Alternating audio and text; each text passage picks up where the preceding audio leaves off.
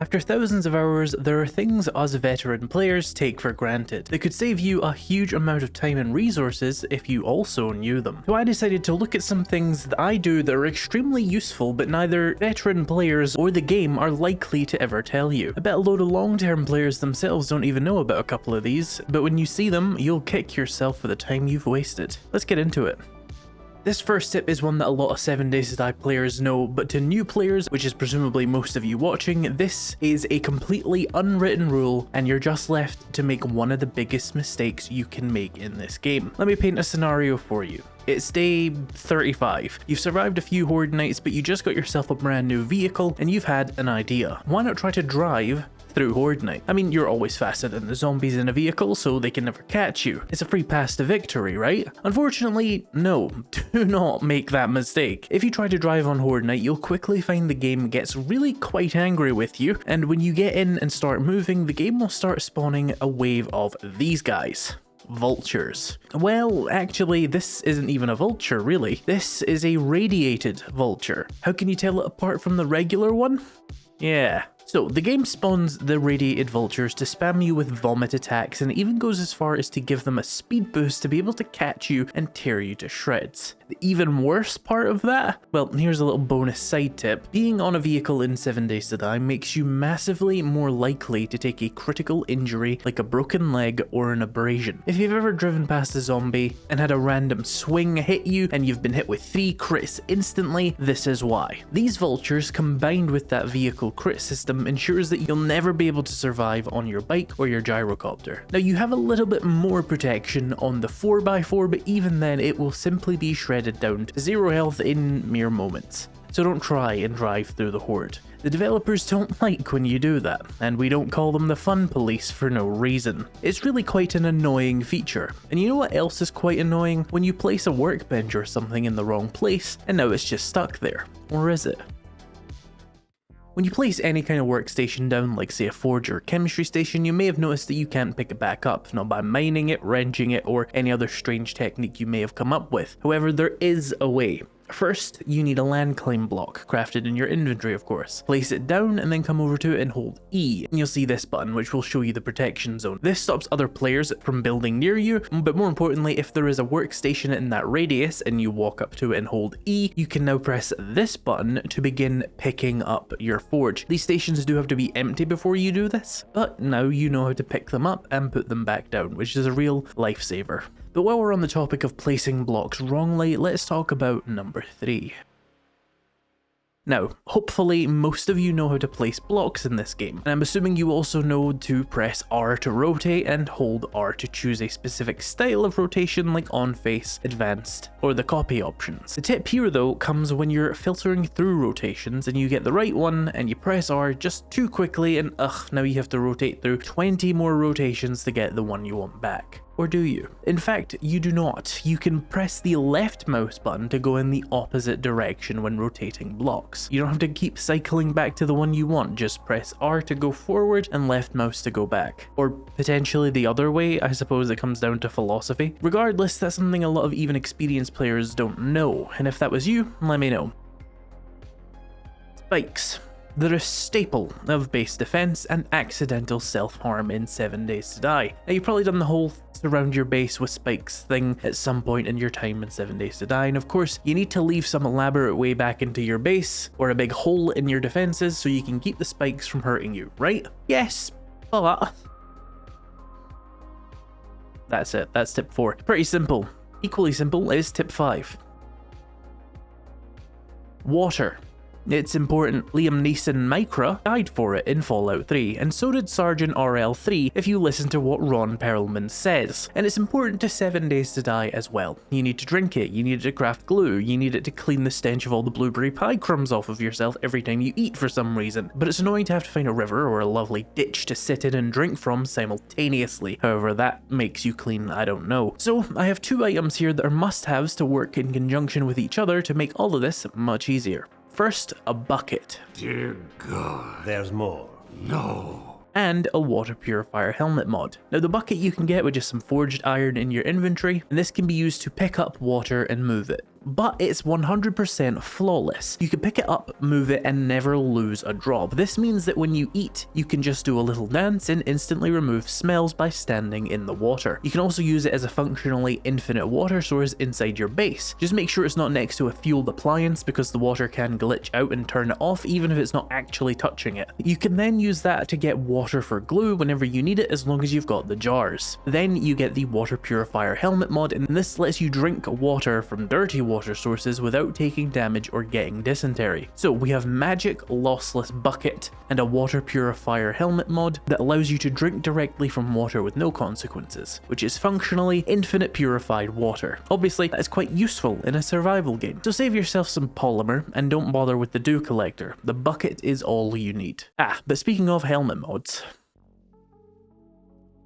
we all probably know the most desired cigar and attribute helmet mods, but what the game doesn't tell you is that not only are these mods stackable, there's a lot more stackable mods than you might think. Your helmet can have both a cigar and a strength mod for +2 strength, but you can also stack as many other attribute mods as you can fit on there. In the same vein, every armor slot can have one unique type of pocket mod each. So if you want more carry capacity but don't want to waste valuable slots on certain armor pieces, you can stack several pocket mods on just your gloves, for example. And on the topic of extra carry capacity, the vehicle storage mod can be stacked twice on every vehicle for 20 more cargo slots on any of them. And you can stack up to 4 drone cargo mods on a drone for 36 more storage slots. Now with all that storage space, you'll need some loot to fill it up, won't you?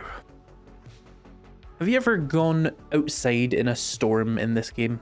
Even in the rain, you may have noticed that zombies become more aggressive during storms. Again, including normal forest rainstorms, which a lot of players don't actually know. However, that does come with an upside. If you can weather the storm, haha, pun intended, and survive the zombies, you will actually get a much larger chance of getting these dropped loot bags. These bags are of course an excellent source of loot, in particular magazines, parts, food, and drinks. Now what you really want to do when you're decently well equipped is keep an eye out for the real storms, the blizzards, the radiation storms, all the ones you can see from the other biomes, and go in and get a huge loot stage boost and find blue or even the legendary red loot bags, which drop particularly commonly from dire wolves and zombie bears. These red loot bags are absolutely amazing for the stuff you need in this game, but we're not done with red loot bags in the wasteland just yet. There's another great source of loot bags in this game, and that is of course Horde Nights. You've probably had a few where the floor is just littered with bags and loot. Now if we combine that with the previous tip, you can get a mountain of red loot bags, but even without actual red loot bags, the loot in your yellow and blue bags will still be better because of the higher loot stage outside of the forest biome. It goes forest, burnt forest, desert, snow, then wasteland in terms of loot. If you want to take this up a notch, you can actually try and build your horde base within the bounds of a tier 5 wasteland POI, because being in a higher tier of POI will also give you a higher loot stage as well. So if you want the best loot as soon as possible, you want to build a horde base inside a tier 5 area inside the wasteland. Not necessarily literally within the building, but something like the parking lot of a Shotgun Messiah is kind of perfect. But be warned, with each new tier of loot stage generally comes a new tier of game stage, which causes you to go up against harder and more zombies. So don't run into the wasteland on day 7 to get the best loot unless you actually know what you're doing horde base wise, because you will get annihilated. By the way, before we jump into tip number 9, I'm going to be making another one of these over the next couple of weeks, and I have dozens of them on the channel. If you want to stay up to date on those new releases, hit that subscribe button. We're trying to hit 100k by the end of the year, though I think at this point it's pretty likely to just happen anyway, but it would be appreciated. Anyway, I put that there because I couldn't actually think of a transition to tip 9, so let's just move on to that now. Concussions. They're one of the most brutal injuries you can take in 7 Days to Die because they reduce all of your attributes by 1. But fortunately, they are fairly easy to cure with painkillers. But did you know you can actually make yourself semi-permanently immune to them? You see, what many people don't know is that concussions aren't actually direct critical injuries you can take from hits. Instead, a concussion is actually given by another injury: stuns.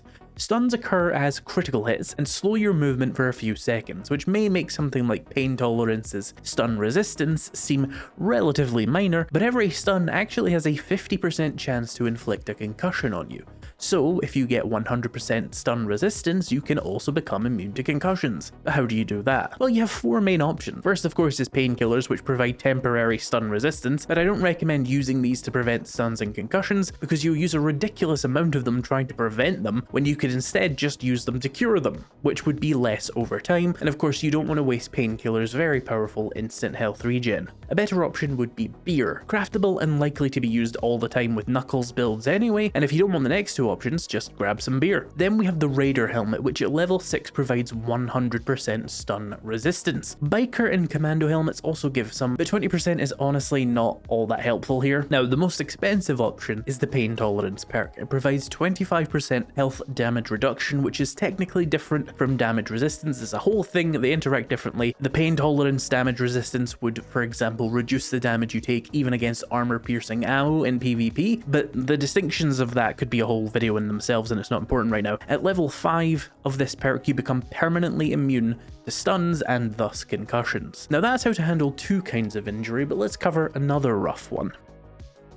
This one is something, admittedly, the game does actually now tell you, but I'm still putting it in the video here because a lot of long-time players aren't going to reread the exact effects of perks they've known for years. So for those who have missed all the new ways to deal with this section is for you. And in this section, we're talking about broken and or sprained limbs. What was once the bane of many players' existence in this game is now a minor inconvenience for the right build. So first of all, some preventative measures. If you use the parkour perk, you can avoid ever getting a broken leg from falling, but it won't actually help with your general critical hits causing these injuries. Also, you can use Healing Factor to heal all critical injuries faster, but remember, when you take the Healing Factor perk, you actually speed up the rate that the game spends your food to turn it into health, so it will have the immediate effect of draining a lot more food than you may expect. That's a cautionary warning about Healing Factor, by the way, but you could also use the Raider chest piece or the Preacher boots to improve healing speed, and to be clear, these don't increase the amount of food you use. If this is still not enough for you though, you can buy health bars from vending machines. But what if you just want to make these injuries go away? You hate them, you just want to be able to turn them off. Well, for that we need the Physician perk in Intellect. The first rank will allow you to use splints and casts to instantly cure sprained arms or legs. That is particularly nice because you cannot otherwise treat sprains, you just kind of have to wait for them to heal.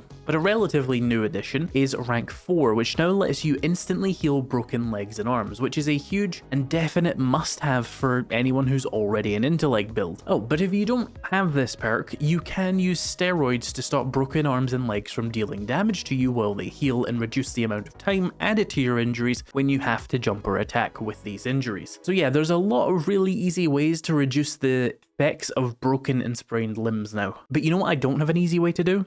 Transition to the next tip again. Screamers, they're the worst. And one of the big ways you're going to get them coming to your base harassing you is by mining with the auger. As you likely know, heat is generated by workstations, shooting your gun, cutting down trees, salvaging and mining. Particularly, mining metal produces more heat than a lot of other things. And as you also likely know, the auger produces more heat than just a pickaxe, but there's a way to dramatically increase the number of screamers that you get that you might be doing accidentally. So, to avoid doing that, listen up. Every time you click an auger or a chainsaw, the heat in an area goes up by 1%, and that significantly increases the rate of screamers compared to just holding it down the entire time. That's it. It's just a PSA to stop spam clicking your auger unless you want loads of screamers. Generally, it's better to just keep the button held down and move to the next block rather than clicking every single time. But hey, is there something you can do with all the space you just dug out with this auger? Did you know you can farm underground in 7 days to die? You just need a little bit of sunlight access. Now the way this works is using a little known mechanic in this game referred to as light opacity. Every block you place will have an opacity listed here. What light opacity does is reduce the range of sunlight that goes through that block. So if you make a hole in the ceiling like this, the light will spill in a 15 by 15 diamond shape like this. The graph on the screen shows where the light will hit. So you want to keep this in mind when illuminating your underground farm. But what does light opacity do to this? Well, if you add just 1 point of light opacity, the range of the light pulls back 1 block in every direction, going from 15 by 15 to 13 by 13. and thus a light opacity 2 block would reduce it to 11 by 11. This means that you can use any block that has a light opacity of 0 to stop zombies from falling into your farm, but allow light to pass through. You can also use any number of the various shapes in the shape menu to do it, but there's no way to see the light opacity of the shape you are using, so it's going to be a bit of trial and error there. But the cube 1 meter holes, when placed sideways, still allow light through despite not actually visually letting light through, and will stop anything from falling into your farm, which is perfect for completely discreet underground farming. So when the next tips video comes out, it'll be linked on screen right now. Check it out if this was useful for you. Thank you so much for watching, and I'll see you in the next video.